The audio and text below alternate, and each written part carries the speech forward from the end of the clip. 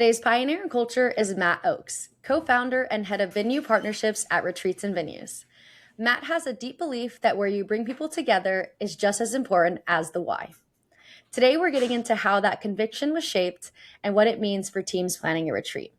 Matt, so happy to have you on Pioneers in Culture. Thank you so much for having me, Dana, and a pleasure to be here. Absolutely. So, Matt, before Retreats and Venues, you lived in ski towns, you did Muay Thai camps, you built pop-up villages at Oktoberfest. What were you actually chasing across all of these experiences? Dana, I think more than anything, it was the love of learning something new. And if I had to just, look at those and the thread that kind of goes between that, I'd say that's really what it is. And obviously to add to that is just learning something new in an environment with like-minded people it was just special. I mean, you're all there, whether it was living in ski towns and with just all these people from around the world that were there to just work and snowboard or ski. That's what you were there to do. And when I moved there, I didn't snowboard or anything like that. So you just learned. And the same with Muay Thai. You go over there and you just kind of spend a bit of time there and you're learning something new. And the same thing happened with the pop-up hostels. It was business and it was learning something new. And you just fully immerse yourself in that environment. And it's something that I've just absolutely loved. So, yeah. Absolutely. So can you walk us through how you kind of went from running festival villages to co-founding Retreats and Venues? What was that chain of events? Yeah. Thinking back on it, Dana, there definitely was really an organic kind of series of events that did happen there. But I think, first of all, when we were working with the hostels, so we had these pop-up hostels where we go into, say, Pamplona, and we take over a building, or if it was Oktoberfest, we take over this big parking lot in an industrial club area and actually create an infrastructure, tents, marquees, containers, everything like that. So, you once again, you had this beautiful kind of group of people coming in from around the world to stay and to enjoy these festivals. And from that, we obviously, there was an element of needing to hire people to, be able to staff our festival hostels there. And they'd go out and I started a website with another gentleman I met in Costa Rica, funny enough, and built a website to help travelers find local jobs. And we ended up hiring, say, 25 to 30 Aussies to help us run our little villages, as you do. And then, like I said, that morphed into something that was a platform for travelers to find local jobs. And that eventually morphed into a platform to help travelers discover local experiences. And through that, I ended up back in Vancouver in an incubator. And just once again, just a great environment of like-minded people, this time working on businesses together. And what was cool about this place, they actually had a tech, what do you call it again? A boot camp, a tech boot camp, like developer boot camp right next door. So really that kind of great mix of young business ideas and really people at all different stages of the game mixed with this, tech infusion on the other side. And through this environment, I met Mike for the first time, who, if folks don't know, is one of the co-founders here, one of my co-founders here at Retreats and Venues. And we were both working on something different at the time, our individual things. But where Mike and I really got to know each other was we ended up going on a young entrepreneurs retreat to Whistler, which is just outside of Vancouver. And then, just once again, people from, all over Vancouver, different kind of stages of their business, but learning, listening, learning. And it just kind of started to form a friendship with Mike there. And then we ended up, a little while later on this surf retreat in Nicaragua. And we met Corey there. Mike had known Corey before, but we're there. And, same thing. There were lots of people there, but it was a great group of people from around the world and just working on your businesses, listening, learning, and doing all that. So. Yeah, absolutely. So you meet Mike and Corey. How did this idea of Retreats and Venues, how did that come to fruition? I think the problem was just there for us to see, Dana. When you're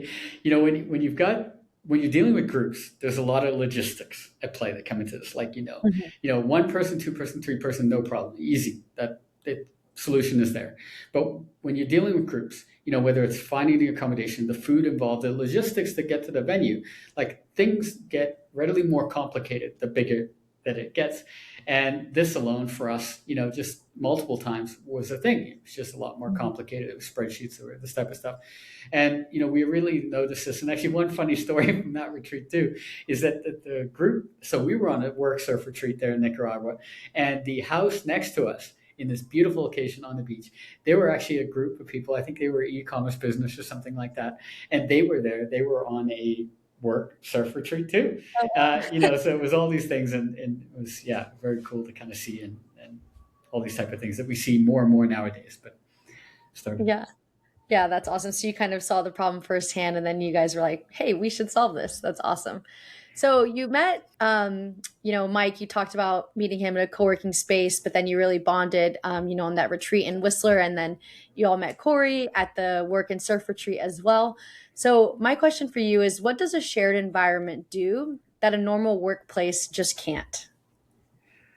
I think more than anything, like when you have this environment that's outside of the workspace, it opens up the ability to maybe create or facilitate for different connections that wouldn't happen.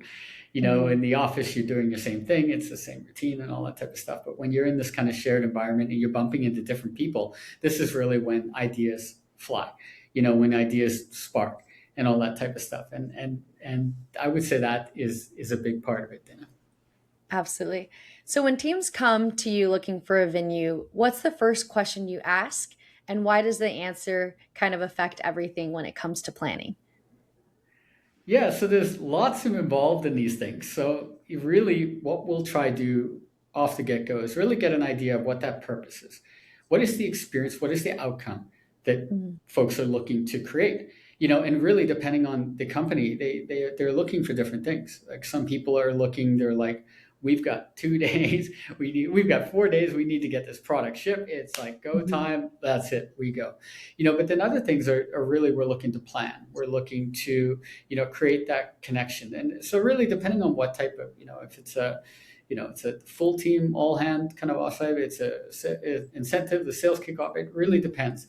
But we will start with that purpose and what is that experience and that outcome, and really help you try, come up with the beautiful, help you hone in on that, and then through that come up with that beautiful kind of destination and beautiful venue that could be a fit and help you achieve that goal. Mhm. Is there a venue or retreat experience from your portfolio that really illustrates how place shaped what a team was able to do? I think there's lots. There's definitely lots, but just to hone in on a few there. I think one of them that I particularly love is there's a castle in Italy that was bought by this couple, and I can't remember if she's a chef or he's a chef, but there's some wonderful culinary skills, and they bought this castle, and it sits on the top of the hill, like with just those majestic Italian countryside views, and they really bring this element of delivering wonderful corporate retreats with great food. And this place, I think it's got, I can't remember if it's 27 or 40 bedrooms, but those type of numbers. And one of the groups that we had go there, I believe it was last year. They get there, they're staying there, they've got their beautiful meeting space, they've got this wonderful food, got these wonderful hosts that are there. But then they've also got like a rave cave at this place, and it's not for everyone. Like we say, people are there to do different things on their retreats.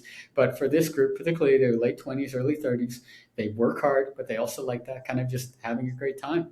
And this, I love seeing this. I love what this couple has done, and we're fortunate and in a position to see things like people take over villages or companies take over villages and take these type of things. So we work with this one group that kind of helps run chateaus and castles, and just has these majestic grounds with these meeting spaces that are just converted to facilitate for companies to have a great experience. You get all these wonderful activities on site, and we love these things. So we are very fortunate to work with some exquisite venues from around the world, and consider them all great venue partners. Absolutely.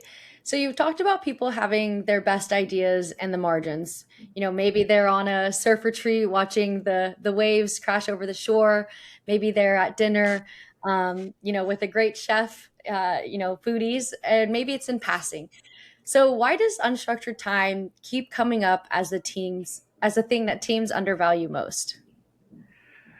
I think data, we touched on it briefly earlier, but it's that ability to just kind of bump into people that you wouldn't do. If you've got someone from engineering and all of a sudden they bump into someone from, say, marketing, and they have a little conversation, and it's like, oh, we're working with some tech that I think could really accelerate, what you're doing, or something like that. And next thing you know, computers are open, hackathon going, couple of hours, and all that, and then they've got something that is tangible and they're using, and through that, it's a friendship formed. And I know both you and I hear these wonderful kind of narratives all the time where it's like, or things like, I met Adam from engineering, the guy's an animal, I had no idea, and these are just awesome. And it happens when you do have a little bit more kind of unstructured time, just to be able to walk around the corner and bump into someone you didn't know, and all that. And these are wonderful stories that we love, and I know companies do too. Yeah, or exploring the castle in Italy that your team did a buyout. It's like, oh, I didn't expect to bump into you here. That's always great when those moments For sure. happen. For So, if a sure. team is sitting down to plan a retreat right now, what's the one thing you'd want them to think differently about the role of place?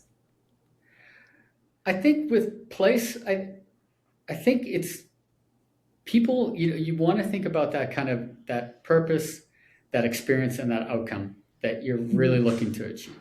And like, so that's the first of all, kind of really think that through. And then you think about place in terms of, what's going to help me, what place, what destination, what venue is going to help me achieve that. Because a lot of the time, whether it's a destination or venue, they can really do a lot of the heavy lifting. You obviously Mhm. want a great team at the venue, great team in support, but that can do that. So understanding what the experience you're looking to do is huge.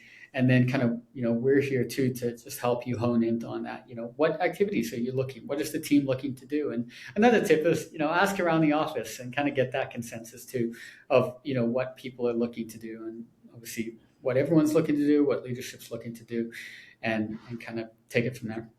Mhm. Kind of knowing what's the team culture. Are we, more adventurous? Are we looking for more relaxation? Are we trying to lounge by a beach or maybe go snowboarding or skiing? What's our goal here? Exactly. Exactly. Absolutely. Well, Matt, this has been such a great conversation. And what I keep coming back to is something you said early on, that you've always been drawn to environments where like minded people go and can come together to learn something new. I feel like that's the whole thesis of what Retreats and Venues does. And it clearly started long before the company did. So, on that note, for anyone listening who wants to start thinking differently about their next retreat or maybe their first one, what's the best place to find you and the team? So the website, I would say, Dana, yeah, the best place is to come to retreatsandvenues.com. And through that, you have the ability to get in touch with whoever you'd like, whether it's myself or one of our retreat success advisors or whoever it may be. And then, of course, you can find us on LinkedIn, you can find us on Instagram, YouTube, everything like that. So we're always just a click, call, anything away. And we very much love speaking to folks. So look forward to being in contact. Absolutely. Well, thank you so much, Matt, for being on Pioneers in Culture. Thank you very much for having me, Dana, and thank you for the great work. This episode was brought to you by Retreats and Venues. When your team is spread across the world, your offsite matters more than ever. We make it seamless. Take our quiz today to get started.